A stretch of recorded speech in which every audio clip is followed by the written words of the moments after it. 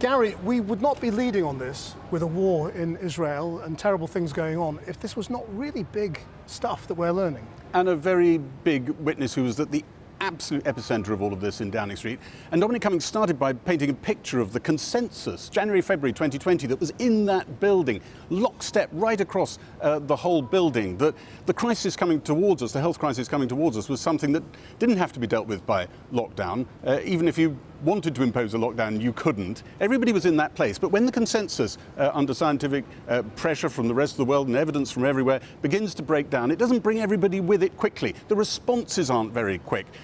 The Prime Minister's away. There's a slowness to actually get to the moment of lockdown. And what was interesting was watching the Inquiry Council push back on Dominic Cummings' narrative. He's been burnishing his own version of events ever since he left this building online. And there was definite pushback on that. Did he actually have some responsibility for all of this? But what we most remember, I think, from what we were hearing today was the appalling image of dysfunctionality right at the heart of this machine. Appalling relations, lack of trust, lack of preparation.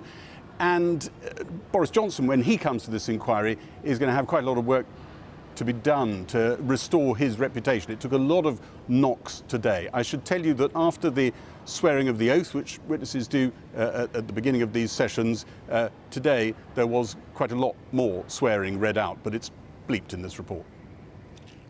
There is more repeated expletives that we're hearing. And apologies from us for those who may be offended by the language. Apologies again if you're offended by the coarse language. News channels had to dip the volume. Dominic Cummings was back. His WhatsApps from lockdown, attacking cabinet ministers, were read out by the Inquiry Council.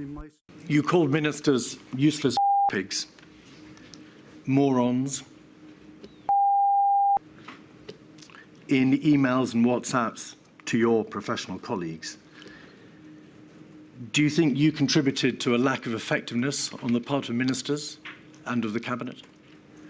No, I think I was reflecting a widespread view amongst competent people at the centre of power at the time about the calibre of a lot of senior people who are dealing with this crisis extremely badly. March 2020, Whitehall in lockdown.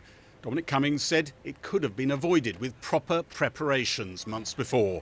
He and others only realised the scale of the challenge in the second week of March.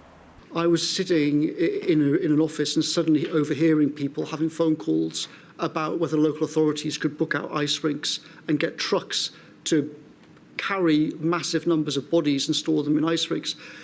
These conversations suddenly exploded in the week of the 9th and number 10. The PM had repeatedly extraordinary meetings. So he suddenly had the Cabinet Secretary coming in saying, are you absolutely sure about this? The Cabinet are going to revolt. This is all going to kick off. He had the Chancellor come in and say the bond markets might puke and we might have a massive 2008-style financial crisis with the SEC from the Treasury. Slow down, Mr. Cummings, please. There were a lot of crazy things. Dominic Cummings was asked if he'd contributed to the toxic atmosphere in government that he frequently complained of. The inquiry revealed a WhatsApp he'd sent to a group, including Boris Johnson on it, attacking the Cabinet Office Head of Ethics, Helen McNamara. Dominic Cummings wrote, "I will personally handcuff her and escort her from the building. The woman must be out of our hair. We cannot keep dealing with this horrific meltdown of the British state while dodging stilettos from this." I was not misogynistic. I was much ruder about men than I was about Helen. I agree that my language is deplorable, but as you can see for yourself, I deployed the same or worse language about the Prime Minister, Secretary of State and other people. He was asked about lost days early in the crisis when the Prime Minister was on holiday. Why had he not called for Boris Johnson to return? If he'd come back on the 15th of February, he'd have said what he'd already been saying in the previous 10 days, which is, this is all balls, it's all swine flu, the real danger is the economy, blah, blah, blah, blah. So that would have been, to me, highly counterproductive. So we had to be very careful in how we handled this nightmare problem. The nightmare relations didn't end when Dominic Cummings quit Downing Street. The inquiry revealed a message Boris Johnson sent 2 days later, pleading with him to stop the briefing wars between them. Boris Johnson wrote, "This is a totally disgusting orgy of narcissism." Dominic Cummings, it seems, did not reply and later blocked the sender. Would you agree that there was, in the government of which you played a major part, an orgy of narcissism? Certainly there was.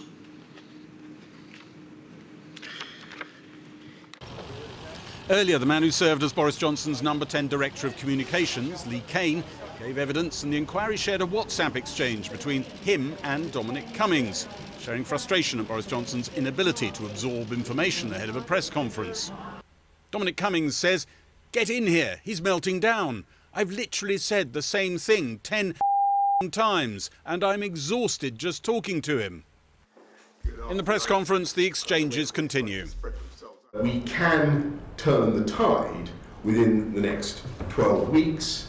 What does that actually mean? I cannot stand here and tell you that we will, by the end of June, that we will be on the downward slope. Lee Kane WhatsApped Dominic Cummings, "No words." Dominic Cummings replied, "It's only a matter of time before his babbling exposes the fact he doesn't know what to say." It was the wrong crisis for this Prime Minister's skill set. Could we use just straightforward English, Mr. Kane, please? You need quick decisions and you need people to hold the course and, have that strength of mind to do that over a sustained period of time and not constantly unpick things. The inquiry heard that the government's chief scientific advisor thought Boris Johnson, as COVID progressed, appeared obsessed with older people accepting their fate. 9 months after lockdown first began, Patrick Vallance recorded in his diary, "Boris Johnson says his party thinks the whole thing is pathetic and COVID is just nature's way of dealing with old people, and I am not entirely sure I disagree with them." The next day, after attending Cabinet, Sir Patrick Vallance wrote, "The Chief Whip says, I think we should let the old people get it. The Prime Minister says, a lot of my backbenchers think that, and I must say, I agree with them." Many of Dominic Cummings' attacks on his former boss and on Whitehall had been fired off before. Today, though, some were challenged. But his central allegation, there was no pandemic plan, is the most damning and lives on. Gary Gibbon, well, in a moment we'll talk to Jill Rutter from the Institute for Government. She spent most of her career in the civil service, including number 10. But first we're joined by Tricia Barnett, who has spent the day at the COVID inquiry in central London. Tricia's brother Lawrence died of COVID in the week before the first lockdown in March 2020. Tricia, thank you for joining us. What did you find most appalling about today's evidence? You can't pull out something that's the most appalling. The whole thing is appalling. And it occurred to me, sitting there at the inquiry today, using sort of my intellectual faculties to think through how Dominic Cummings was trying to change structure and piercing together a sort of jigsaw of what had happened and how it had happened and when it had happened. And then you sort of cut off from the emotions about, hey, it was my brother that died in that week before lockdown, where everything was reactive and nobody could make a decision, and an email chain that went on from morning to night changed its minds repeatedly about whether to have lockdowns or not. And sitting next to somebody whose husband died on the day that Dominic Cummings drove to Barnard Castle. So, and then hearing, maybe the most shocking of all, that all these people who are making these massive decisions that ultimately ended in the deaths of 230,000 people or so, give or take, were all of one kind. And today they admitted the total lack of diversity in their planning and thinking. And they had never thought for 1 minute about anybody other than people like themselves. Maybe that is the most singular, shocking thing. Well, do you think, this inquiry process is supposed to be about learning the lessons. When we hear that the people running Britain were useless, incompetent, narcissistic, at each other's throats, corrupt, according to the allegations, is it possible to learn lessons? I Well, can I let you know that 3.5 years ago, COVID-19, families of the bereaved for justice approached our Prime Minister then and asked for a meeting because we wanted to establish a public inquiry immediately so that there wouldn't be a second phase, because the second phase was very likely. We never got a reply. We tried through our lawyers, we tried in every which way to get a meeting to ask for this. It's taken 3.5 years. And the disrespect that's been shown us, the disrespect that's been shown the bereaved somehow has got carried through to the inquiry. We're allowed 2 questions only of Dominic Cummings. How about that? Well, let me bring in Jill Rutter now. I mean, Jill, what do you make of what you've just heard from Tricia about when they hear how government was functioning, their natural reaction? I think it's a very natural reaction. It's an appalling picture of people who, after all, being paid by all of us to run government effectively on our behalf, and the fact that relationships are so bad that a lot of the time people in number 10 seem to be trying to manage around and manage out the Prime Minister because they think that things will be even worse if they do involve the Prime Minister, is a sort of condemnation of the whole system. The fact that, you know, people are so complacent, think things are going okay when there is mounting evidence that it isn't.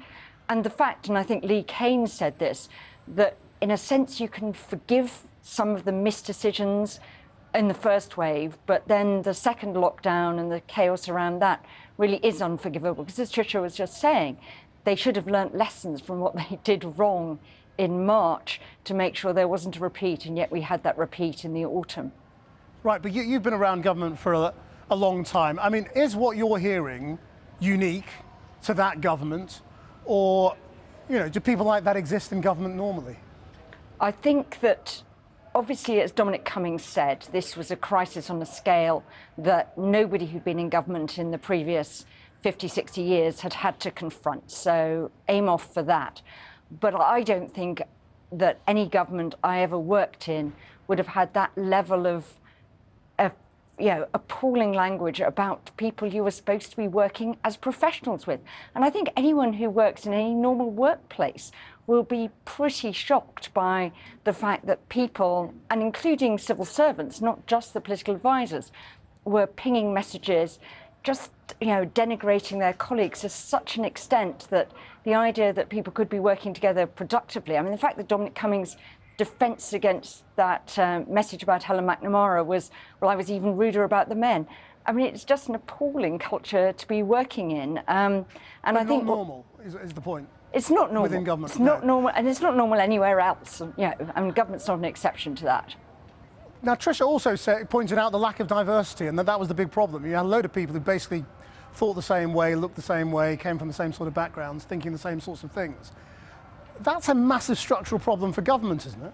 Well, the government is aware that it needs to do something about diversity, even though ministers now are sort of rowing back on diversity initiatives. But it was pretty clear at the time that if you're going to have basically a lot of white blokes who, you know, live in nice houses with gardens, you know, are they able to empathise with somebody, you know, on benefits in a low-paid role, having to go into work with kids who are home from school in a flat? You know, it was always going to be a problem, and you know, it seemed early on that actually the government should have been alive enough to think we need to be thinking not just about people like us who actually have it relatively easy through COVID. We need to be thinking about the people who really are having a really difficult time, and put ourselves in their shoes and ask, how do we make policies that work for them, not just for people like us? And I think that was a very clear failure throughout. Okay. Tricia, let me come to you finally. I mean, if you had more than the 2 questions, what would you be getting at that you feel is not being got at by this inquiry? The total lack of accountability. Total lack of accountability. So when Lee Keynes is being cross-examined, he remembers dates, times, everything. But every time a question came to him, and there were quite a few, about his response to a certain thing that had been really heavily negative, he would say, in all honesty, I'm not quite sure, or in all honesty, I can't remember. He remembered everything else. And I thought that just was symbolic of the whole enterprise, total lack of accountability. They need to be held accountable, totally, and it's not happening. Tricia Barnett, Jill Rutter, thank you both very much indeed.